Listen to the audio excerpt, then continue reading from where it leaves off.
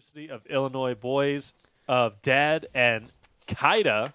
Kida. I don't know. I just decided to say that in Australian accent. I did. You know, I thought that was interesting, but it worked. Don't mind me. But me. it worked. I'm curious to see how these teams are going to work out. I love the fact that these colleges are getting more involved, not only with just Fortnite, but esports in general. I wish they had this when I was going to college back in the day. I really do. Yeah. Because it's a great way to get to know people. It's a great way to build a community. It's a great way to earn some money, some scholarship money.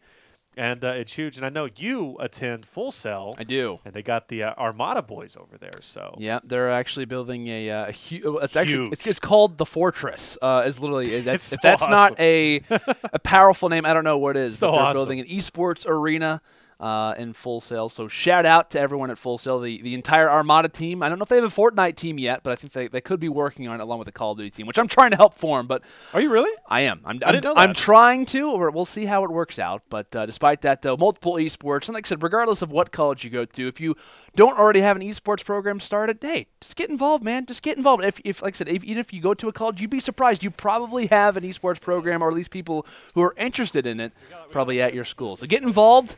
As I'm definitely excited to be rooting on the Illini crew. I've always been a fan of University of Illinois. It's where I come from. It's the state where I'm from. So I feel as if I owe a debt that I must, You're going to repay it right now. Yeah, basically. But I got to say, I'm pretty much rooting on Dead and Kida.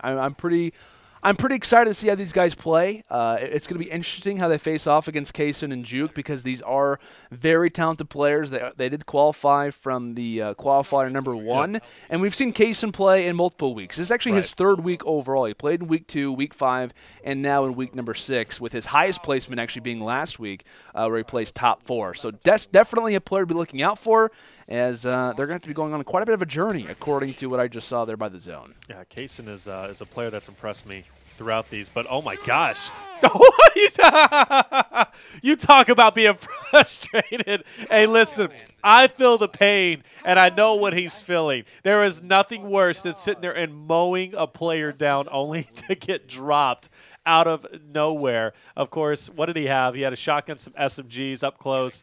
That is the most frustrating experience, and we just got to hear a rare glimpse of the pain that I Woke Up Dead is feeling.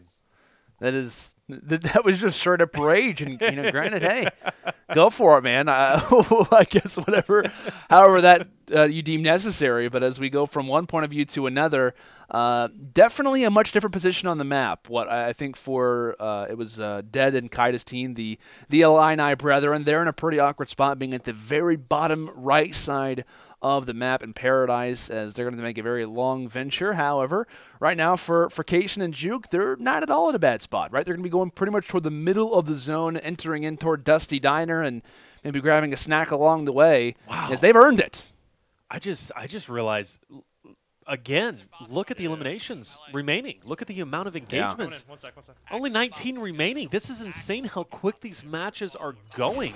It is something I've literally never seen before. But Jukes makes the best of it. He gets an elimination.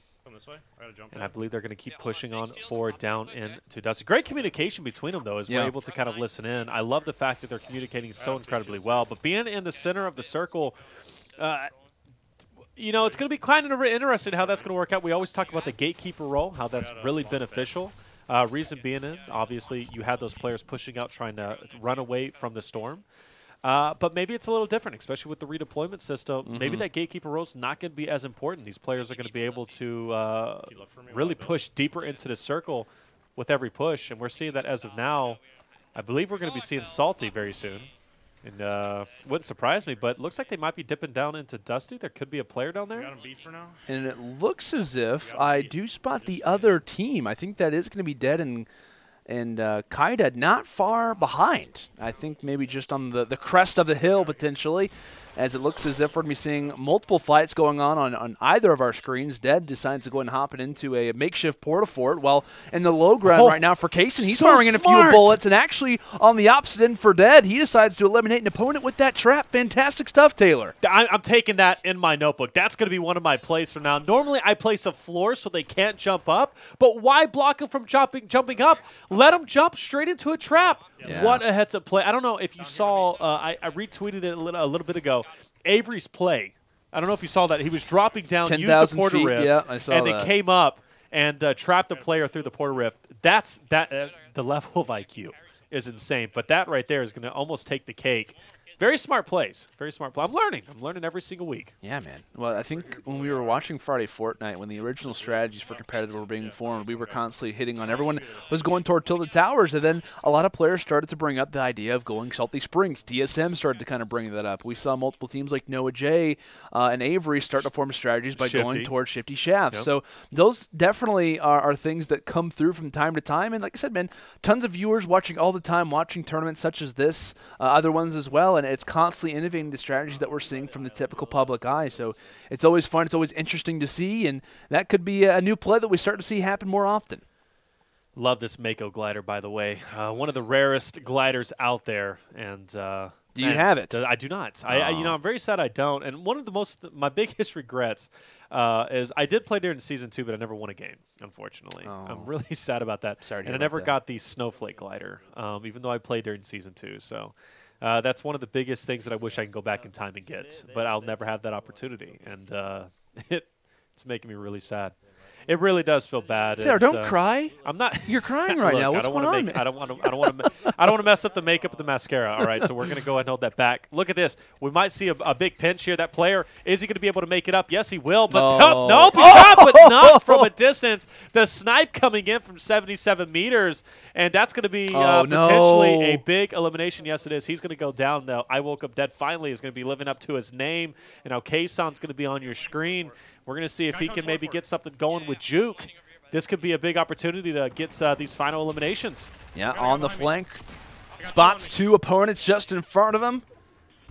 As the pump shot starts to echo out through the floating island, here comes his opportunity. There was a launcher in the hand of the opponent for a time, gets locked inside the fortress and realizes he has to back out. Reason being, YUYC is down, but as he starts to fly up because of the floating island, there goes a shot, takes down one with the assault rifle, but realizes his teammate has just fallen.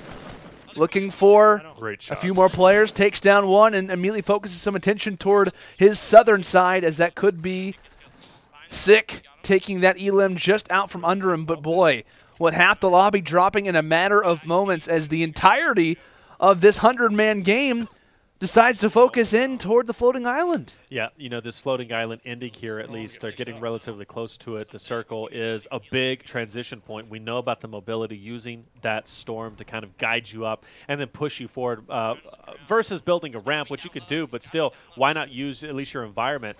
Dropping down, trying to get at least a couple more eliminations, and there it is. That is big, right? So he's going to get 2 more, putting him up to 5 eliminations. And on top of that, he's got some good loot that he's going to be able to have. Now he's got a legendary scar. Doesn't decide to get that sniper, but he's going to go ahead and go from the pumpkin launcher. Very smart. I respect it. I do too, especially if you know that you're going to be going in constant 1v4, 1v3 situations. You need that to break the builds and break the pushes from the enemies pushing forward. I gotta say, man, if I heard of a pumpkin launcher, I'd be kind of excited about it, but does not actually fire pumpkins. Well, it kind of does. There's a pumpkin at the head of a rocket that literally comes at you and kind of ruins your day. So not as excited as I previously was whenever I think about pumpkin launchers. But did I just see toward, what was that? Hold on. I thought I just saw a massive fortress toward Lazy Links. I'm hoping that we could see this player focus toward his north, but there is a huge fortress not far away, but it looks as if this could be a elim coming in, a much-needed one at that. The player literally builds, oh my gosh, he's building ramps for midgets. Oh, that's so unfortunate. Yeah, like you said, that's one of the things about the hit detection, or at least the build detection sometimes, is you'll build into the ground, and that player was so confused because he went to go build a 1x1 to get up, and then he's like, where'd they go? So if he's literally defending against ants, Taylor. That's literally about it. And then, hey, Ant-Man is a brutal beast, by the way. Look at that fortress, man. Look at that. Off in the distance. Yes, I'm seeing that. Porta-Fortress. That is a Porta-Fortress along with some builds on top of it. Porta-Fortresses, I'm telling you, are incredibly a useful device. They're also very intimidating. They really are. They're very intimidating, really, to say the least. One player remains, and now we're back to where we were in the previous game. Where's this player going to be? Last time he was hiding just below the mountain. If I was him, you know what I'd be? You know what I'd be, Taylor? In I'd be that in the Porta Fortress. Yeah, absolutely. I would have locked myself into multiple doors. I don't know. Is this is gonna have to be like a Lord of the Rings type entrance where they're gonna have to make a heroic appearance, and it looks as if the first idea is that the Porta Fortress could be a target. Like I said, that's where I'd be right now. Definitely. Is gazing up through one side of the walls, and we'll see if he's home. Yeah, nobody home as of yet. So knock knock. Not there. They're gonna keep looking forward. Of course, Storm is gonna be closing down. There it is. He's gonna be building over next to Tomato. You can see it over to your left, right there. He's gonna be getting off over on to the top of the house. This is an opportunity to get this final elimination. If they don't get it, I'll be extremely surprised. Notice how quick his build was to place that roof. Unfortunately, he's going to take a lot of damage, but it's only a matter of time before this player goes down. And there he is. That's the victory royale. And what a big game on both sides. As we're looking at a lead from KsoNNN and EkujukE going into round number 2. I believe, what, 16-9 or close to that. So 15-10. 15-10. So not too bad. That's a lot better than what we saw before with the 12 elimination lead, especially between YUYC and Trick against Desmond and Attract. 5, you know, a little squad, maybe a little nice little 3P. You never know. It can definitely happen.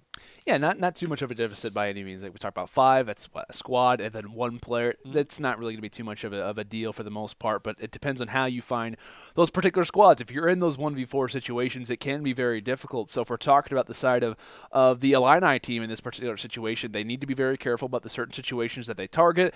And you could argue, right, being down in a game like this, you need to make sure that your teammate does not drop early, because if he does, you are in permanent 1v4 squad games throughout the rest of this one. So it's never been more important, right, to make sure that you are playing with great chemistry, you're playing with great teamwork, you're constantly calling out, because if not, that is going to be your downfall. So along with a smart location, and as long as they're focused, I think the Illini boys can bring this one back, but they are facing off against a team who, like I said, KsoNNN, he's made it through the qualifiers 3 different times. He's been in this situation tons of different times. He's won tournaments to get to this point.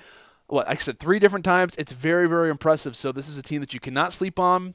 You have to be very focused, because they're going to be coming at you each and every match. Yeah, absolutely. And guys, just to kind of iterate, anybody can play in these tournaments. They're absolutely free to enter. Just go to umggaming.com, or if you want even easier, do ! Qualifier in the chat where you are currently sitting.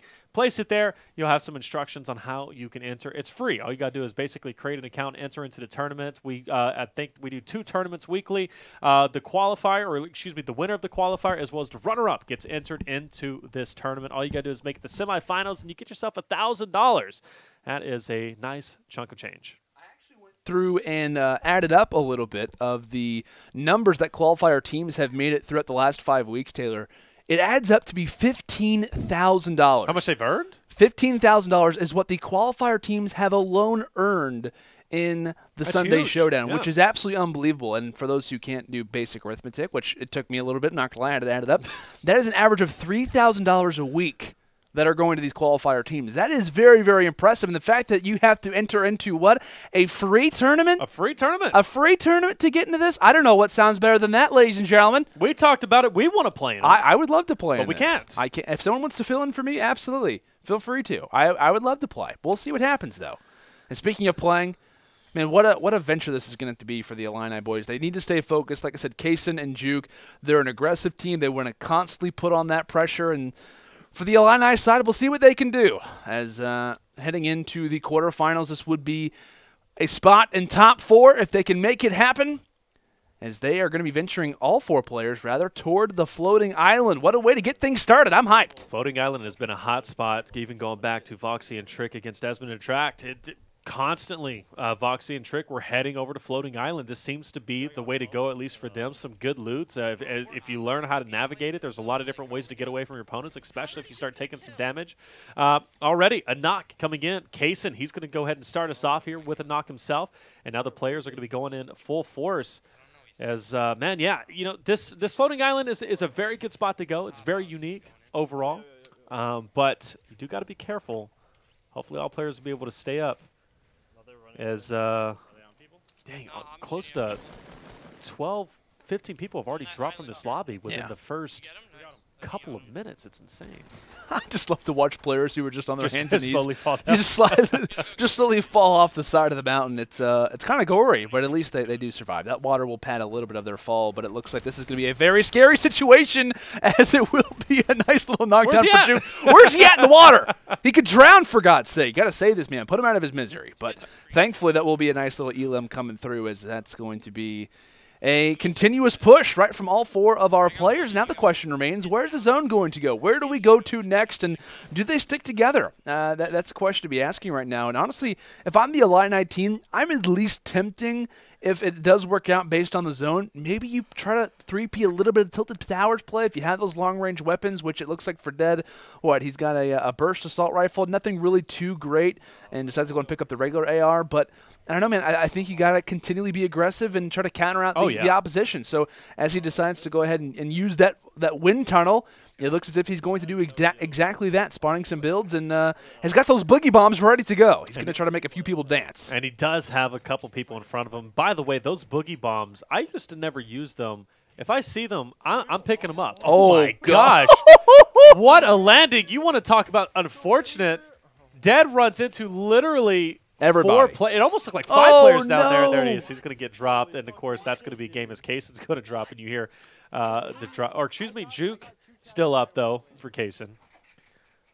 But man, that's an unfortunate way to go down. Look, it had to be aggressive. There's nothing wrong with that play. It's just the wrong timing. There's nothing you can do about it.